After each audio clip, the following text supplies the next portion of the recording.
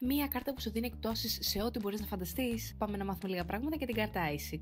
Η μοναδική φοιτητική ταυτότητα που αναγνωρίζεται σε όλο τον κόσμο. Είναι η μόνη ταυτότητα που πιστοποιεί τη φοιτητική ιδιότητα και αναγνωρίζεται σε όλο τον κόσμο. Τι προσφέρει στους κατόχους της?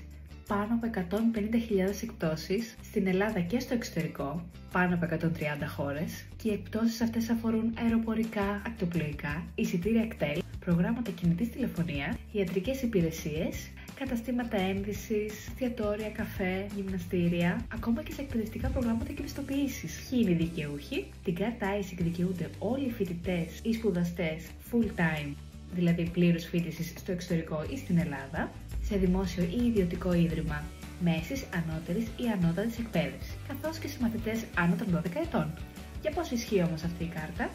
Η κάρτα ISIC ισχύει για 16 μήνες από την ημερομηνία έκδοσής της. Η συνδρομή για την Digital ISIC είναι στα 20 ευρώ. Τι δικαιολογητικά θα χρειαστείς? Το πάσο σου, το οποίο να είναι σε ισχύ, ή μια βεβαίωση για το τρέχον ακαδημαϊκό έτος, και αστυνομική ταυτότητα ή διαβατήριο. Τι περιμένεις? Πήγαινε βγάλει τη.